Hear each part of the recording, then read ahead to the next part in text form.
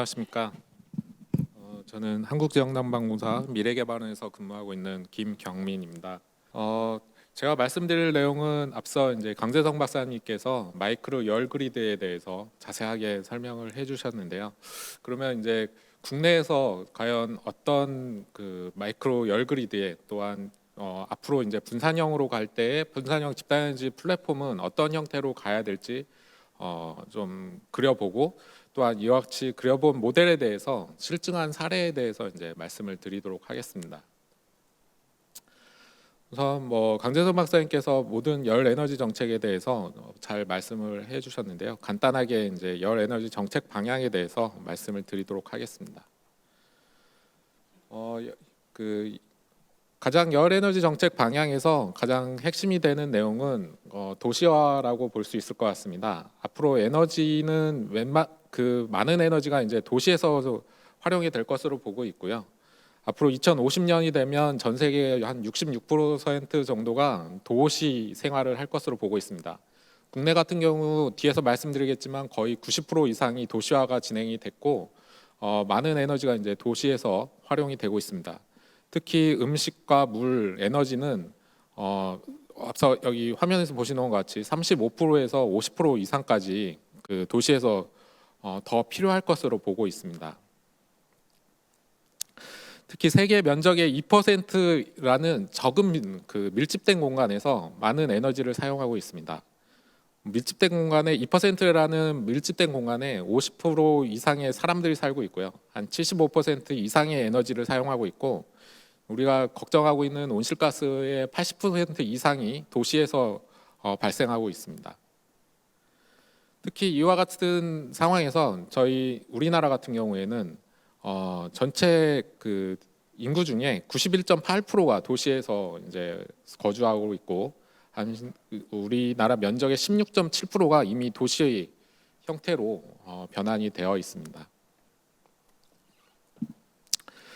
이와 같은 상황에서 정부 정책은 탈원전, 탈석탄, 그래서 전력을 수요 관리를 하고 있고 또 신재생 에너지 보급 확대를 위해서 3020 정책이라든지 또 온실가스를 줄이기 위해서 에너지 사업자들은 이제 좀 더 스마트 그리드화하고 또 스마트 열 그리드를 계속 만들도록 많은 것들을 이제 규제를 넣고 있고요.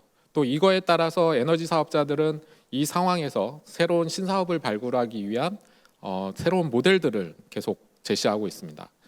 특히 건물 에너지에 그 열을 공급하는 집단에너지 사업자 같은 경우에는 특히 제로에너지 건축물이라는 이런 것들이 법제화되면서 많은 열 소비가 줄어들고 있는 상황입니다.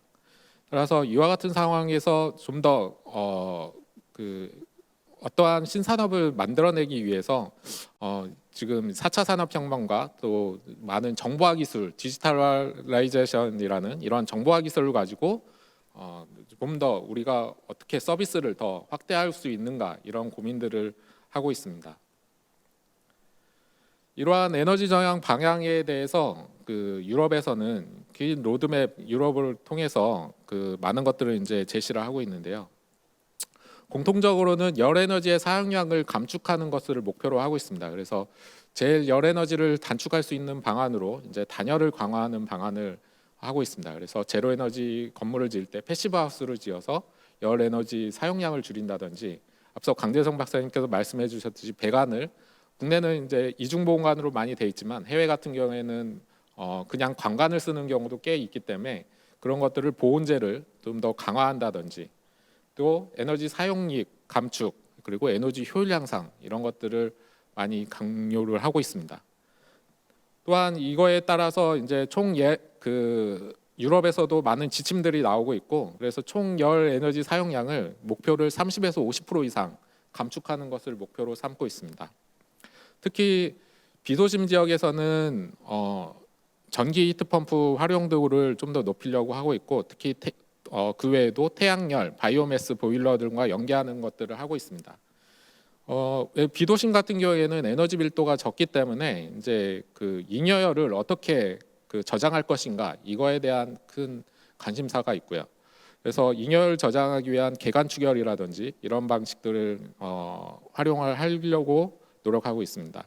그러나 도심 지역에서는 도심에서는 에너지 밀도가 높습니다. 에너지 사용 밀도가 워낙 높기 때문에 자체적인 도시 에너지에서 신재생 에너지로 에너지를 만들 수 있는 것들 한계를 가지고 있습니다. 그래서 도시 에너지에서는 지역 난방 네트워크를 활용하는 것을 적극 권장하고 있고, 네트워크화, 마이크로 열그리드화하는 이런 문제점들을 가지고 좀 더 이렇게 신재생을 포함할 수 있는 마이크로 열그리드를 만들 것을 이제 권고하고 있습니다. 그래서 전체 열수의 50% 이상을 지역 난방에서 우선 공급하고 나머지 50% 이상은 또 신재생에서 공급하는 이러한 모델들을 다양하게 개발을 진행하고 있습니다. 그래서 에너지 정책의 열 방향에서 보시면은 전체적으로 50% 이상은 건축물 단열 강화로 해서 열수를 감축하고자 하고 있고, 국내 같은 경우도 올해부터 1000제곱미터 이상의 건축물은 제로에너지 건축을 의무화하고 있습니다. 그리고 2025년에 2단계로 500세제곱미터 제곱미터 이상의 공공건축물을 제로에너지화 건축 의무화를 하고 있고, 그리고 2030년에는 5000세제곱미터 이상의 모든 건축물을 제로에너지화 건축 의무화로 하고 있습니다. 이와 같은 상황에서 또한 에너지 전환 정책의 기본 방향은 화석 연료를 줄이는 것입니다. 그래서 현재 한 81% 정도를 화석 연료에서 열을 공급하고 있는데 이걸 제로화하는 것을 목표로 하고 있습니다. 그래서 목표는 2050년이나 2070년까지 모든 것을 화석 연료를 사용하지 않는 시스템으로 바꾸고자 하고 있고, 기본적으로 나머지 50%는 재생 에너지 기반의 열 공급을 확대하는 방향으로 가고 있습니다. 그중 신재생 열 에너지 및 소각열로 직접 열 공급하는 것들을 절반 이상 목표로 하고 있습니다. 그래서 90도에서 한 300도 이상의 고온의 열 생산을 할 수 있는 시스템을 방향을 잡고 있고, 나머지 25%에서 30%는 재생 에너지 전기로 이제 미활용열이라든지 아니면은 재생 에너지 힙펌프를 가동하는 재생 에너지들을 이용하는 재생 열을 이용하는 시스템으로 공급하고자 하고 있습니다. 이와 같은 재생 전기로 만드는 열 같은 경우에는 이제 보통 가장 효율적으로 만들 수 있는 온도대가 60도 이내입니다. 그래서 이 저온의 열을 어떻게 쓸 것인가, 그래서 앞서 강재성 박사님께서 말씀해 주신 바와 같이 저온 열 그리드에 대한 문제점들이 발생하게 됐고, 이거를 어떻게 확대할 것인지에 대한 솔루션들을 찾고자 하고 있습니다. 그래서 이와 같이 도시에너지의 에너지는 신재생과 에너지 저장, 그리고 지역 난방, 그리고 정보화 기술이 융합된 이러한 시스템들이 어떻게 도시에서 잘 융합할 것인가를 고민하고 있습니다. 그래서 이와 같은 분산형 집단에너지 모델로 신재생 에너지 모델을 개발해야 되고, 특히 집단에너지와 어떻게 연결을 할 것이고, 지구촌에 설치된 집단에너지 네트워크와 어떻게 연결해서 잘 운영을 할 것인지가 필요하게 되었습니다. 그래서 기존에 이제 지역 난방에 어떻게 보면 제한적인 일방향적인 열 공급 시스템이 있었다면, 앞으로의 시스템들은 저온 열 네트워크 구성을 통해서 4세대 지역 냉난방도 필요하게 될 거고, 마이크로 열 그리드도 필요하게 될 거고, 이런 것들을 운영하기 위한 디지털화 정보화 기술들이 필요할 것으로 보고 있습니다. 특히 이와 같은 열 그리드, 스마트 그리드, 그리고 정보화 기술들을 잘 융합해서 기존 지역 난방과 그리고 분산되어 있는 수소 에너지라든지 수열 에너지, 지열 에너지, 이러한 다양한 에너지, 그리고 각 사용자들이 제로 건축물들이 들어오면서 각 사용자가 갖고 있는 신재생 에너지들을 어떻게 융합할 것인지가 중요하게 되었습니다. 그거의 하나로 이제 분산형 에너지의 모델로 저희 이제 지역난방공사에서 연구 개발하고 있는 스마트 변온소 하나의 모델로 생각하고 있고, 이와 같은 모델을 통해서 새로운 비즈니스를 창출하고, 또 이와 같은 기술을 통해서 좀 더 마이크로 그리드화 시키고 신재생을 지단에너지에 포함시키는 많은 연구들을 진행하고 있습니다. 결론적으로 이와 같은 마이크로 열 그리드가 다중화되면서 전체적인 다중 열 마이크로 그리드 형태로 진행을 하는 큰 그림을 가지고 연구들을 진행하고 있습니다. 이 부분은 이제 정책적인 측면, 기술적인 측면, 시장적인 측면을 한번 본 것이고요. 그래서 전체적인 보급 잔재량들을 한번 보았습니다. 그래서 이와 같은 그 분산형 집단 에너지 모델이 확대됨에 따라서 한 2030년 기준으로 뭐 이러한 수입 대체 효과라든지 고용 창출이라든지 공공적 가치가 있을 것으로 보고 있습니다. 그러면 앞서 말씀드린 이와 같은 스마트 변원소가 왜 필요한지에 대해서 간단하게 말씀드리도록 하겠습니다. 그 스마트 변원소가 필요한 이유 중에 하나는 이와 같은 그 신재생 열을 어떻게 그 연계를 할 것인지가 필요하게 되겠습니다. 우선 대부분의 신재생 열들은 지금 현재 기술로 좀 높게 열을 만들어서 효율적으로 만들 온도대가 거의 60도 이하, 그리고 최근에 많이 개발이 됐어도 한 70도에서 80도 정도 됩니다. 이러한 신재생 열들을 열원에 놓았을 때 다시 저희가 지역 난방을 공급하기 위해서는 115도로 재가열해야 되는 필요성이 필요하게 되겠습니다. 그리고 이와 같은 이유로 이제 바로 생산된 온도를 저온의 온도를 필요하는 저온 지역 난방 네트워크가 필요하게 되겠고요. 또한 열원에 또 이러한 신재생 열들이 들어오면서 또 하나의 문제점은 열병합 발전소들의 전기 효율이 좀 감소되는 문제점들이 있습니다. 이 회수열이 올라가게 되면 그 발전 출력이 감소하게 돼서 그 전기에 대한 수익이 또 감소하는 그 문제점들이 있기 때문에 결론적으로 고온의 지역 난방 네트워크, 중저온의 그 중온수의 지역 난방 네트워크와 저온의 네트워크는 좀 분리될 필요성이 있다. 그래서 그 기존의 지역 난방을 받아주는 하나의 그 스마트 변원소를 놓고 그 하부단은 저온 네트워크망을 꾸며서 별도의 망을 각각 구축하는 하나의 시스템을 필요하고 그 거점이 이와 같은 변원소를 통해서 진행할 것을 하나의 모델로 제시하게 되었습니다. 이와 같은 변원소 도입에 대한 기대 효과로는 뭐 가장 큰 거는 신재생 에너지를 포함할 수 있기 때문에 그 온실가스 감축의 효과가 가장 클 것으로 보고 있고, 그 전체적인 배관망을 안정적으로 운영할 수 있는 하나의 개념이 되겠습니다. 지금부터 간단하게 이와 같은 변원소 현재 실증 현황에 대해서 말씀드리겠습니다.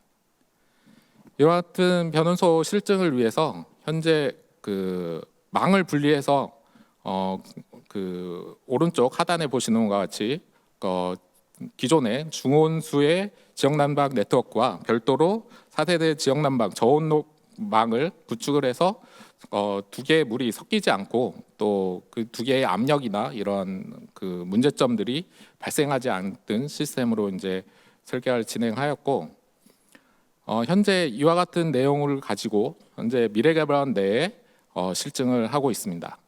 그래서 그 중온소 네트워크를 그 변원소에서 연령계 시스템에서 받아서 미래개발원 내에 저온으로 공급하는 시스템을 가지고 있으며, 변원소 내에서는 연료전지 발전이나 연료전지 배열을 이용해서 저온의 열을 또 열순환관을 통해서 미래개발원에 공급하는 시스템이 되겠습니다. 또한 변원소 내에서는 다양한 시스템들을 놔서 또 자체적인 전기를 생산해서 스마트 그리드화하는 시스템을 구현하였습니다.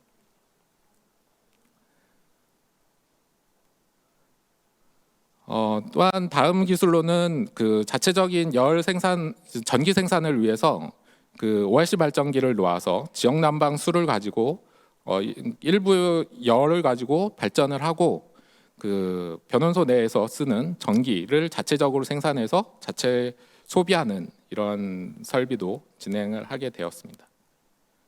이거는 전체적인 시스템 설계도와 동면이 되겠고 각각의 구성품이 되겠습니다. 또한 미래개발원 내에서 저온 지역 난방 기술을 실증하기 위해서 우선 플렉시블 배관을 각사 거를 비교를 해서 가장 적당한 이제 플렉시블 배관을 설치를 하게 되었고, 현재 한 400m 정도 되는 공간에 그 플렉시블 배관을 설치를 하였습니다. 변원소 실증 중에 이제 가장 그 핵심적인 내용 중에 하나가 이제 이와 같은 캐스케이드 방식의 양방향 열 공급이 되겠습니다.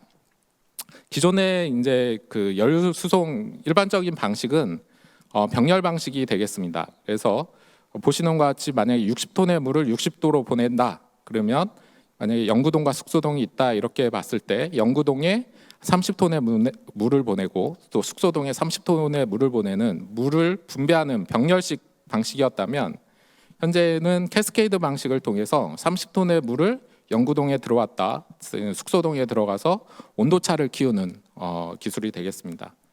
이와 같이 온도차를 키워야 될 필요성이 있는 게 기존 지역 난방 같은 경우는 115도 공급에 55도 그래서 60도의 그 온도차를 가지면서 유량을 적게 해서 동력비를 줄이거나 이러한 시스템들이 들어가고 있는데 저온으로 갈수록 이런 그 온도차가 적어지기 때문에 동력 그 많은 유량을 보내야 되고 그러면 동력비가 커지는 문제점들이 있습니다.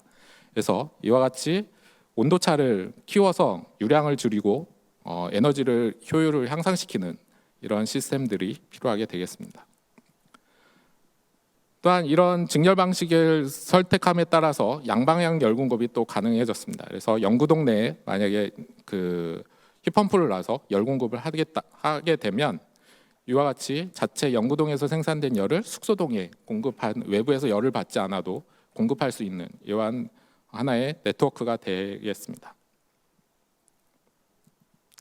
또한 그 광케이블을 통해서 그 누수를 감지할 수 있는 이런 시스템도 설치를 해서 보온재의 손실이라든지 누수라든지 이런 것들을 감시할 수 있는 기능을 추가하였고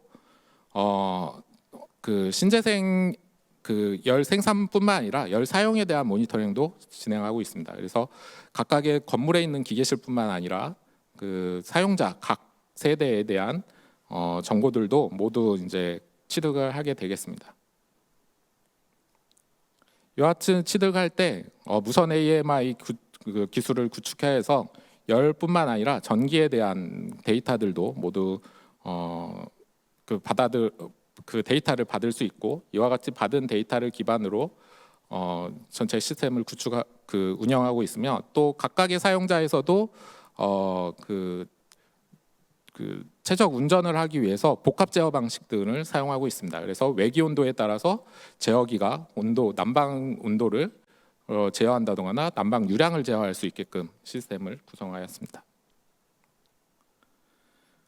이와 같이 모아진 데이터를 통해서 열 수요 예측을 해서 기존에는 대부분의 열 수요 예측은 1단위 열 수요 예측이었지만 현재는 이 기술을 통해서 시간 단위 그리고 더 나아가서는 15분 단위의 이러한 열 수요 예측을 통해서 열 생산과 사용을 모두 모니터링하고 관리할 수 있는 시스템들을 도입을 하였습니다. 보시는 것 같은 것은 이제 각각의 알고리즘들을 개발을 하였고 최종적으로 사계절 혼합형 모델을 통해서 계절별로 특색이 있기 때문에 그 계절에 맞는 알고리즘을 선택하는 이런 모델들도 개척을 했습니다. 그래서 현재 이 과제는 정부 국가 R&D 과제로 진행하고 있고 실제 4차년도까지 완료가 되었고 이제 5차년도를 진행할 예정입니다. 마지막으로 결론에 대해서 말씀드리겠습니다. 우선 앞서 말씀드린 이러한 분산형 지단에너지 플랫폼을 기반으로 각각의 건물 에너지 수요량이라든지 그 시계열 에너지 생산 수요량들을 기반으로 이것들을 에너지 거래 열 생산이나 사용에 대한 시나리오를 바탕으로 각각의 미래 도시를 설계한다거나 도시를 재생한다거나 아니면 디지털 트윈 시티를 만들 때 이러한 그 하나의 데이터로 사용할 수 있는 하나의 플랫폼이라고 볼 수 있습니다. 가장 중요한 것은 아까 그 강재정 박사님께서 말씀해 주셨지만 그 전기에 대한 정부의 정책들은 굉장히 많이 있습니다. 그러나 열에 대한 정책들이 굉장히 적으면서 이거에 대한 그 격차를 줄이는 것이 또한 필요할 것으로 보고 있습니다. 그래서 현재 열에너지 부분은 많은 정책들이 그 미진한 부분들이 있는데 앞으로는 이러한 것들을 좀 더 많은 에너지를 사용하는 열에너지 부분에서도 많은 정책들이 나와서 열에너지 부분에서도 좀 더 효율적으로 또 가장 많이 사용하는 열에너지가 열에너지 부분에서 신재생 에너지들이 많이 들어올 수 있는 이런 다양한 정책들이 필요할 것으로 보고 있습니다. 이상 저의 발표를 마치도록 하겠습니다. 감사합니다.